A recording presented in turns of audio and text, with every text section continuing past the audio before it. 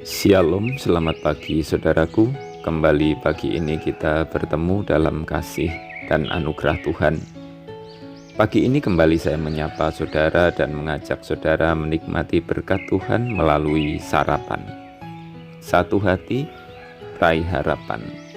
Firman Tuhan adalah harapan. Dan firman Tuhan pagi ini kita akan membaca dari Kisah Para Rasul pasal 8.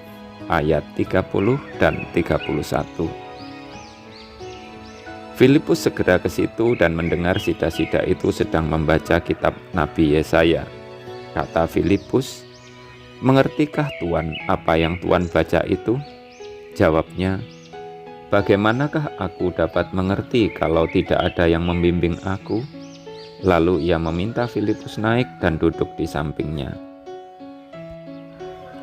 Saya yakin banyak di antara kita yang rajin membaca Alkitab, sebuah disiplin rohani yang baik yang memang harus dimiliki orang-orang percaya. Beberapa kelompok baca Alkitab yang terbentuk akan saling menyemangati dalam hal kedisiplinan membaca, sehingga target baca Alkitab terselesaikan. Namun yang perlu kita pertanyakan, apakah cukup membaca Alkitab saja? Tentu tidak.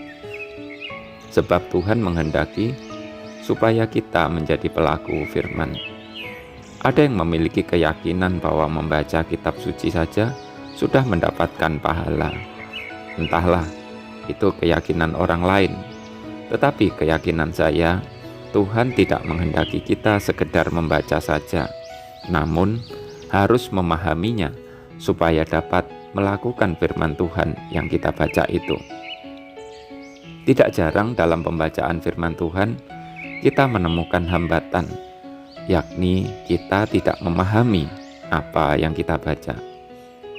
Hal serupa dialami oleh sida-sida Ethiopia yang ditemui oleh Filipus. Ia merindukan untuk dapat hidup benar. Ia pergi ke Yerusalem untuk beribadah, namun di Yerusalem, ia mungkin tidak mendapatkan apa-apa. Ia tetap merasa haus akan kebenaran.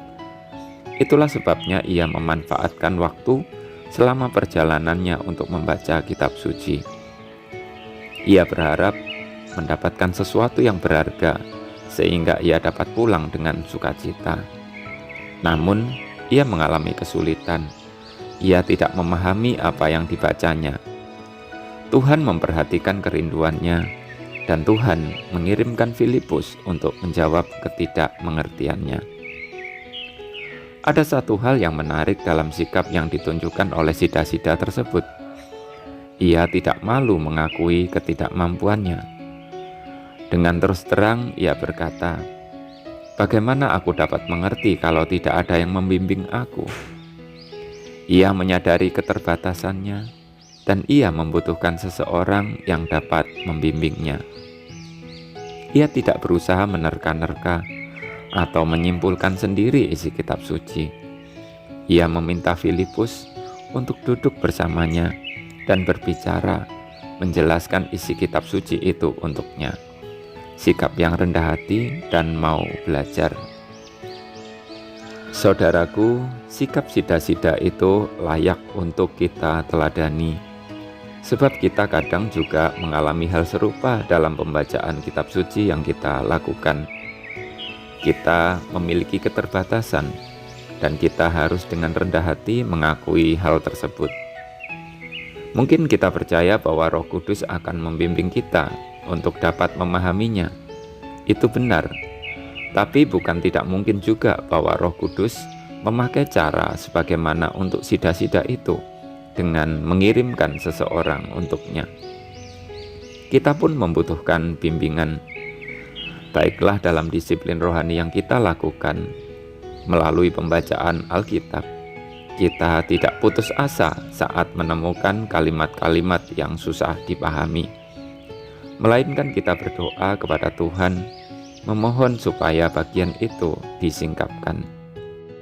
Mungkin juga kita dapat lebih proaktif dengan bertanya atau mengundang seseorang, entah hamba Tuhan atau seseorang yang kita anggap mampu, untuk duduk bersama kita dan mengizinkan dia memberi penjelasan, sehingga kita mengerti apa maksud Tuhan bagi kita. Selamat pagi saudaraku, selamat beraktivitas. Tuhan memberkati. Jangan lupa sarapan.